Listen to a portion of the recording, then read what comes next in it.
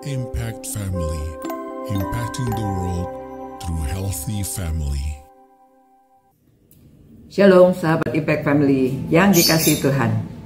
Saudara-saudara, kadang-kadang kalau ada sesuatu yang terjadi pada diri kita ditolak, biasanya kita kecewa ya. Memang kecewa.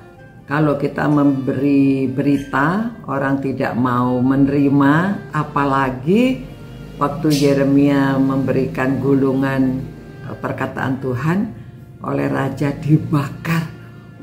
Hatinya mungkin kecewa sekali ya. Dia merasa juga ini raja tidak bisa diingatkan. Lalu raja marah dan raja memerintahkan supaya Baruk dan Yeremia ditangkap, ya, disuruh cari mereka di mana.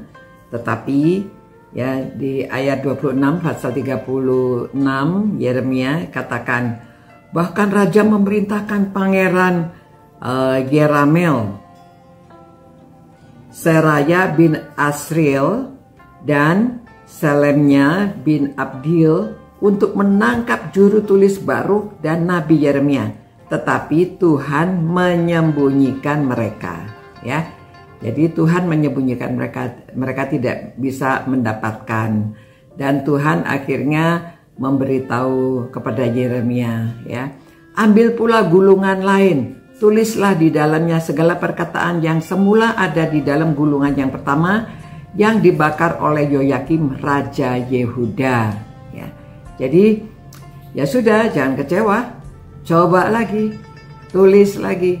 Nah untung Yeremia menurut, ditulis lagi semua pesan Tuhan dan apa yang nubuatan tentang pada waktu itu tentang Yehuda, sehingga sampai sekarang kita ada kitab Yeremia, ya. Jadi pada waktu sesuatu terjadi pada kita, ada penolakan, jangan mudah kecewa. Ya ulangi lagi, coba lagi. Namanya juga usaha, ya. Kita lakukan bagian kita, apa yang bisa kita lakukan, dan Tuhan memberkati pada waktu kita taat melakukan apa perintah Tuhan. Ya, jadi ya memang ada yang mengatakan kegagalan itu adalah permulaan keberhasilan. Tapi memang kita harus semangat kalau kita tahu bahwa itu benar. Apalagi ini adalah firman dari Tuhan yang disampaikan. Dan Tuhan minta supaya Yeremia menuliskannya. Dan Yeremia taat, baru melakukan bagian dia bagi juru tulisnya. Maka kita saat ini menerima manfaatnya. Nah saudara-saudara, kadang-kadang apa yang kita lakukan kita tidak melihat manfaatnya saat ini, ya. Tapi manfaatnya kemudian hari. Itu sebabnya orang tua jangan bosan-bosan menasehati anak, jangan bosan-bosan memberi pengarahan kepada anak-anak, atau kalau saudara seorang pengusaha, jangan bosan-bosan juga mengingatkan kepada anak buah saudara. Supaya ya orang tidak bisa menerima sekali jadi ya. Jadi mungkin harus diulangi berkali-kali. Begitu juga kadang-kadang anak-anak juga bisa menjadi lebih bijaksana melihat orang tuanya berbuat kesalahan. Anak juga bisa memberikan nasihat pada orang tuanya karena dia sudah mengenal firman Tuhan, dia sudah biasanya anak-anak lebih taat, ya. Anak-anak tuh berani melakukan. Jadi kalau mereka bilang tidak boleh, tidak boleh. Nah, semua orang memang berbeda-beda. Ada anak yang suka melawan, tetapi ada anak yang mendengarkan, ada anak yang sungguh tahu bahwa apa yang dilakukan orang tuanya tidak benar dan mereka berani memberitahu. Ya, memang orang tua tidak mau diberitahu anaknya. Dulu waktu saya masih muda juga ya, saya bicara kepada orang tua saya, ayah saya yang masih belum mau terima Tuhan ya, hidupnya kan nggak benar. ya pada waktu saya memberitahu ya sambil menangis-menangis saya memberitahu. Orang tua saya, ayah saya mengatakan, tahu apa kamu? Papa lebih berpengalaman. Kamu nggak tahu apa-apa. Udah, nggak usah kasih tahu. Aduh, saya kalau bicara ya, saya minta supaya dia terima Tuhan, supaya dia ingat sama Tuhan dan lain-lainnya. Tetapi dia berkata dengan tajam dan dia tidak mau. Namun saudara, lama ya, pada hari-hari akhir hidupnya, ya masih beberapa tahun lah. Akhir hidupnya itu dia terima Tuhan ya.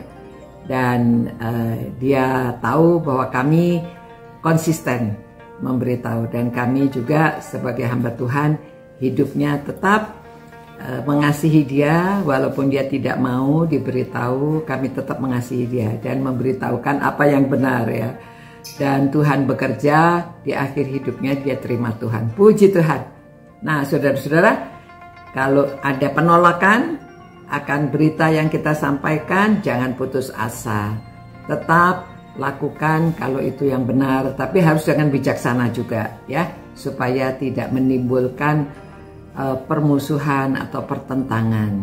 Apalagi kalau anak menasihati orang tua, orang tua itu merasa dirinya kan sudah lebih tahu, lebih berpengalaman. Nah begitu juga anak-anak, supaya kita nasihati kalau anak-anak melawan, jangan putus asa ya. Nanti pada waktunya mereka akan mengikuti, atau mungkin di depan kita dia melawan, tapi di belakang kita dia akan mengikuti nasihat yang kita berikan. Terima kasih Tuhan atas firman-Mu, teladan-teladan dari apa yang kami baca di dalam Perjanjian Lama. Biarlah kami dapat menerapkan, dan kami tahu bahwa tidak mudah memberitakan berita kebenaran kepada orang lain. Namun Tuhan tetap menyertai, dan kami melakukan bagian kami.